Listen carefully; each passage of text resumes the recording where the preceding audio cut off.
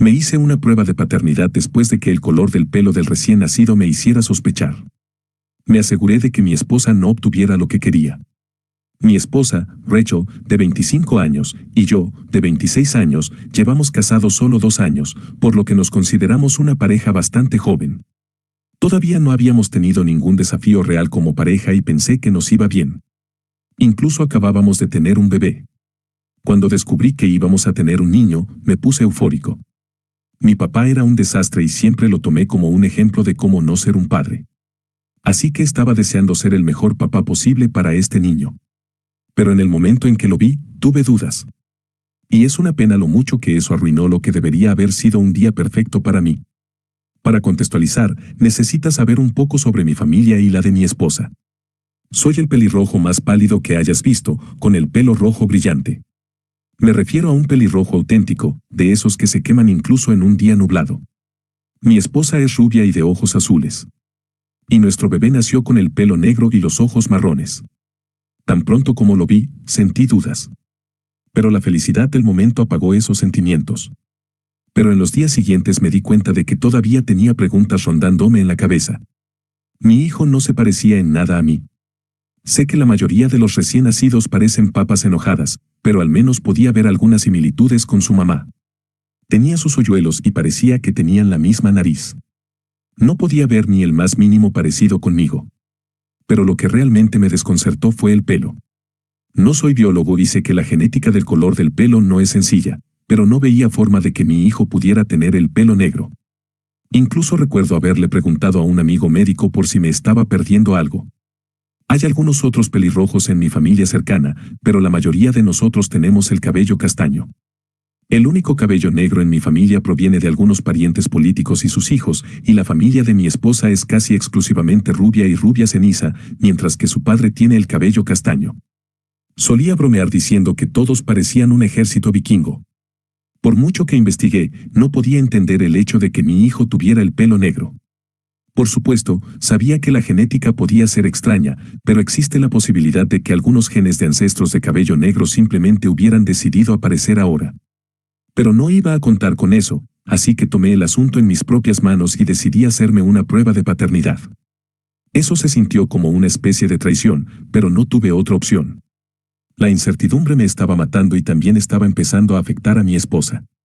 Ella notó que no estaba feliz y a veces incluso parecía reacio a cargar o jugar con su hijo. Me convencí de que una prueba de paternidad era lo mejor para todos nosotros. Si me equivocaba, entonces mi mente estaría tranquila y todo podría volver a la normalidad. Solo llevaría un poco de culpa conmigo mismo por un tiempo, pero mientras ella no lo supiera, lo superaría. Y si tenía razón y mi hijo no era realmente mi hijo, bueno, lidiaría con eso si llegaba el caso. Así que conseguí una prueba de paternidad casera. Tuve que ir yo mismo a una farmacia para comprar una. No quería pedirla en línea y correr el riesgo de que mi esposa la encontrara antes que yo. Las pruebas de farmacia son bastante baratas y casi 100% precisas. Se pueden usar en la corte, pero eso era adelantarse a los acontecimientos. Primero necesitaba saber si el niño era realmente mío. Fue bastante fácil conseguir algo de tiempo a solas con él para hacer la prueba. Simplemente me ofrecía cuidarlo mientras Rachel tomaba una siesta. Ella estuvo más que feliz de aceptar eso. Si alguna vez has cuidado a un recién nacido, entonces entenderás que no estoy exagerando cuando digo que se durmió en menos de 5 minutos. Una vez que estuvo dormida, saqué la prueba y usé los hisopos para recolectar el ADN. Empaqué todo cuidadosamente y puse al bebé en un portabebés. Luego salí para enviar el paquete por correo. Me preocupaba que Rachel se despertara antes de que yo llegara a casa y estaba preparado para decirle que había salido a caminar, pero ella seguía dormida profundamente. La espera de los resultados fue una agonía. Me esforcé por no encariñarme con el bebé. En mi mente, nunca me refería a él como mi hijo, solo para suavizar el golpe si los resultados salían como temía. Todo el tiempo, Rachel estaba preocupada por lo desconectado que me estaba volviendo. Incluso le preocupaba que pudiera estar deprimido. Simplemente mentí y le dije que estaba agotado por el trabajo y el nuevo bebé. Ella pareció considerar que era una explicación aceptable. Me sentí mal por mentirle, pero aún no podía decirle la verdad. Las mujeres no se toman bien la idea de las pruebas de paternidad. El correo electrónico tardó aproximadamente una semana en llegar. Me encerré en el baño para leerlo, y aún así dudé durante mucho tiempo antes de atreverme a abrirlo. No es el padre biológico. Sentí como si alguien me hubiera dado un puñetazo en el estómago. Por un momento intenté convencerme de que debía ser un error. Tal vez había contaminado la muestra. Era posible que lo hubiera hecho mal. No soy médico ni nada por el estilo, ¿verdad? Pero sé que solo estaba poniendo excusas. Había sido tan cuidadoso como pude y soy un tipo cuidadoso. Hasta hace un año, solía armar kits de modelos de aviones. Podía seguir instrucciones. Definitivamente no fue un error de mi parte. Además, siempre lo supe desde el principio. La duda que tuve desde el momento en que lo vi se había convertido en algo real. Era desagradable porque quería que esto fuera un error. Quería que fuera mi hijo. Quería criarlo. Ya amaba a ese pequeño bebé, pero no era mío y no podía hacerme eso a mí mismo. Me tomó un tiempo recuperarme de eso. Me senté en ese baño durante unos 30 minutos antes de que Rachel viniera a buscarme. Llamó a la puerta y preguntó si estaba bien.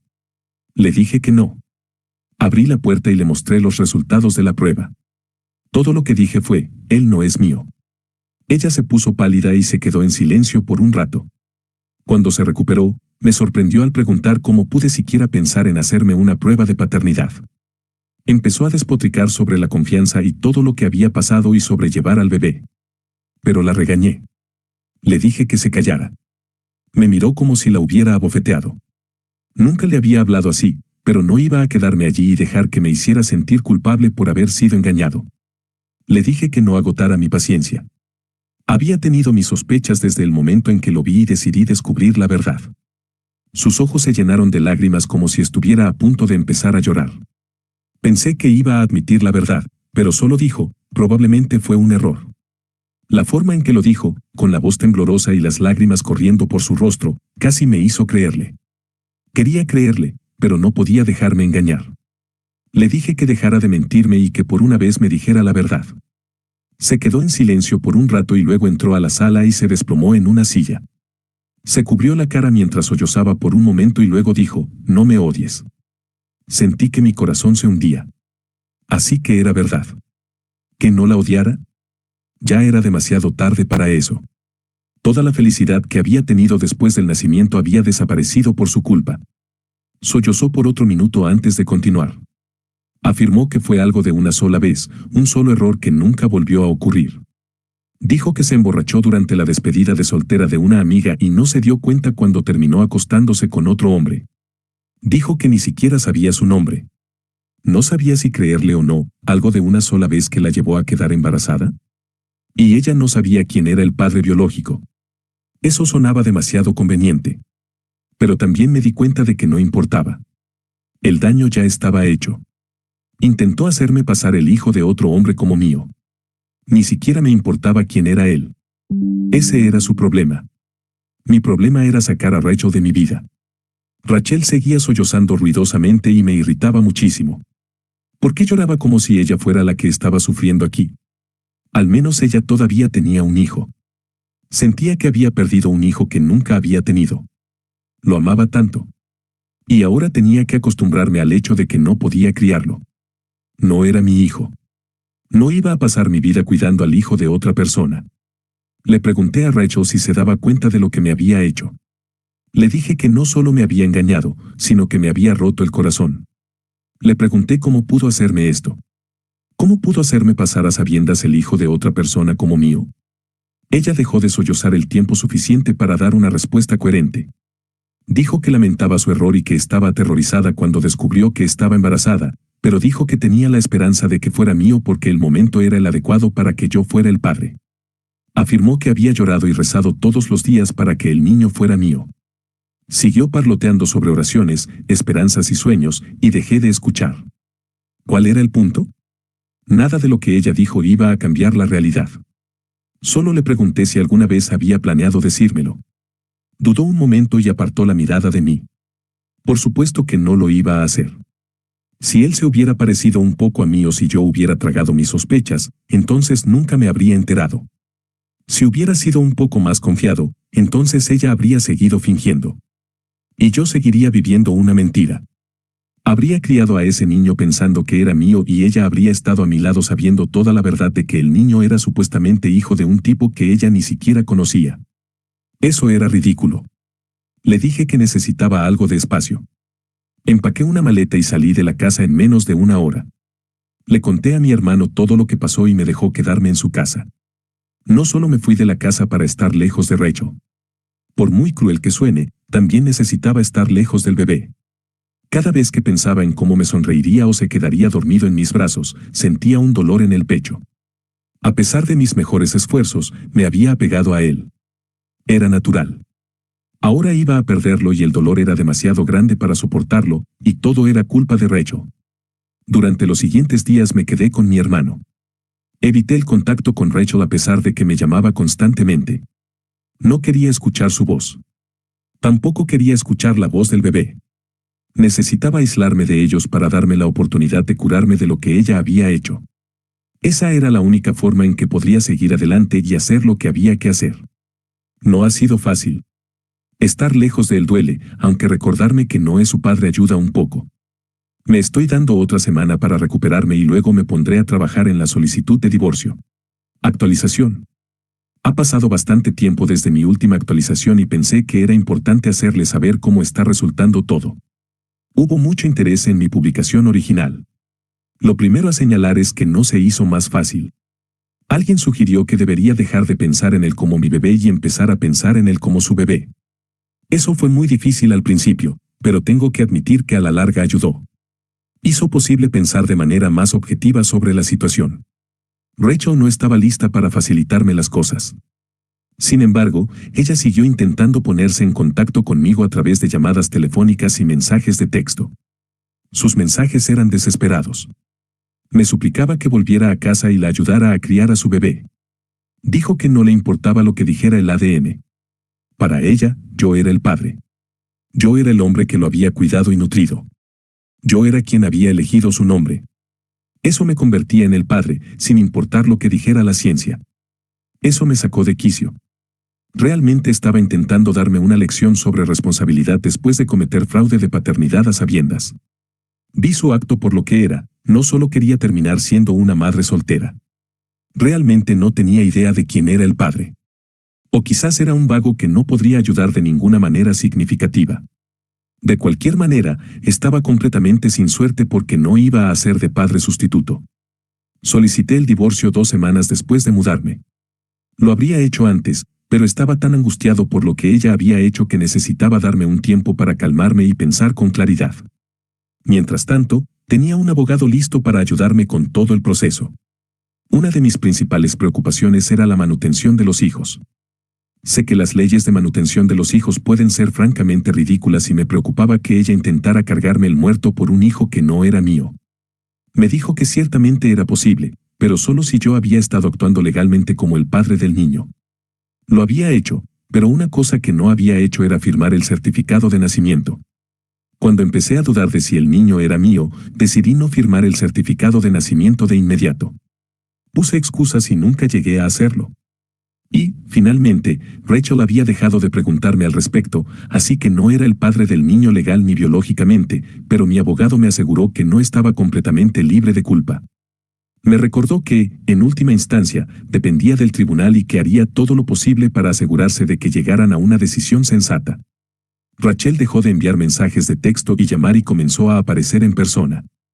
Descubrió que me estaba quedando con mi hermano y se presentó en su puerta en múltiples ocasiones. Nunca la dejamos entrar. Ni siquiera hablamos con ella. Ella siempre se iba eventualmente, pero la última vez se sentó en el porche durante 3 horas con el bebé en sus brazos. Quizás quería ganarme mostrándome a mi hijo.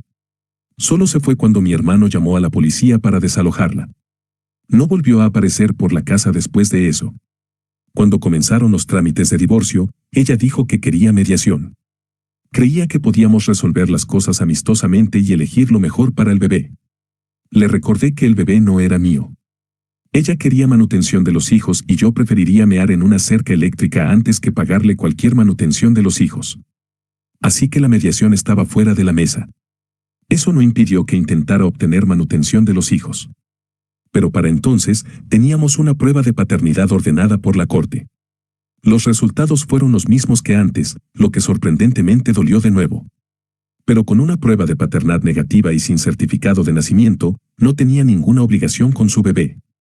El resto del divorcio pasó rápido. El niño fue el único problema por el que realmente tuvimos algún conflicto. No teníamos muchos activos por los que luchar. No teníamos mascotas y alquilábamos nuestro apartamento, el cual ella se quedó. No me importó que se lo quedara porque ya había estado planeando mudarme de la ciudad. Necesitaba un cambio de ritmo y sentía que ya no había nada para mí aquí. Solo me dolería si me quedaba y también amaba la ciudad. Esta mujer fue la razón por la que toda mi vida cambió para peor. Además, el apartamento era demasiado grande. Nos mudamos allí cuando ella quedó embarazada porque queríamos espacio para los niños. Ahora ella viviría allí sola con un hijo. Sabía que no podría pagar el alquiler de ese lugar solo. Definitivamente necesitaría dejarlo ahora que tenía un hijo que mantener por su cuenta.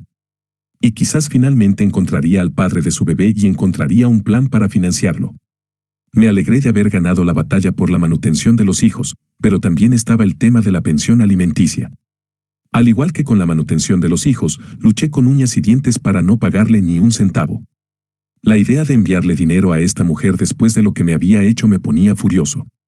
Desafortunadamente, el juez decidió que tendría que pagar manutención conyugal hasta que ella regresara a trabajar. Pero el lado bueno fue la cantidad. Estoy bastante seguro de que fue la prueba de paternidad lo que hizo que el juez le otorgara una cantidad tan patética de pensión alimenticia. Casi me eché a reír tan pronto como escuché cuánto tenía que pagar. El verdadero espectáculo, sin embargo, fue la cara de Rachel. Se veía miserable. Nada estaba saliendo como ella quería y me encantó. Toda la situación era horrible, pero ella fue quien nos había hundido a todos en ella. Fue agradable verla molesta por una vez. Rachel estaba amargada por la manutención de los hijos, sin embargo. Resultó que les estaba diciendo a cualquiera que quisiera escuchar que la había abandonado a ella y al bebé.